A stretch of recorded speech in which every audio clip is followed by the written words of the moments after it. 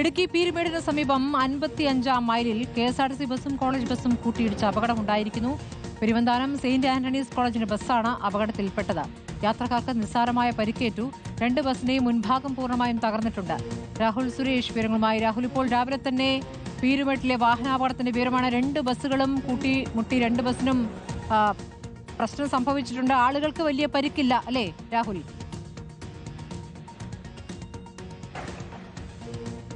തീർച്ചയായിട്ടും സ്മൃതി, ദേശീയപാതയിൽ പീരുമേടിന് സമീപം 55-ാം മൈലിലാണ് ഈ അപകടം നടന്നിരിക്കുന്നത്. അല്പസമയം മുമ്പായിരുന്നു ഈ അപകടം നടന്നത്. കോളേജ് ബസും KSRTC ബസ്സുമാണ് കൂട്ടിയിടിച്ചിരിക്കുന്നത്. ഈ ദൃശ്യങ്ങളിൽ നിന്ന് നമ്മൾ മനസ്സിലാക്കുന്നതനുസരിച്ച് ഈ കോളേജ് ബസ് ഓവർടേക്ക് ചെയ്ത് വരികയായിരുന്നു. അപ്പോഴാണ് KSRTC ബസ്സിൽ കയറിയിടിക്കുന്ന സാഹചര്യം ഉണ്ടായത്. പെരുവന്താനം സെന്റ് ആന്റണീസ് എന്ന കോളേജിന്റെ ബസ്സാണ് അപകടത്തിൽപ്പെട്ടിരിക്കുന്നത്. KSRTC ബസ്സിന്റെയും കോളേജ് ബസ്സിന്റെയും മുൻഭാഗം പൂർണ്ണമായും തകർന്നിട്ടുണ്ട്. പക്ഷേ ബസ്സിലുണ്ടായിരുന്ന ആളുകൾക്കും കോളേജ് ബസ്സിൽ ഉണ്ടായിരുന്ന വിദ്യാർത്ഥികൾക്കും നിസ്സാര പരിക്കാണ് ഏറ്റിട്ടുള്ളൂ എന്നതാണ് മനസ്സിലാകുന്ന കാര്യം. പരിക്കേറ്റ വിദ്യാർത്ഥികളെയും യാത്രക്കാരെയും ഉൾപ്പെടെയുള്ള ആളുകളെ പീരുമേട്ടിലെ താലൂക്ക് ആശുപത്രിയിൽ പ്രവേശിപ്പിച്ചിട്ടുണ്ട്.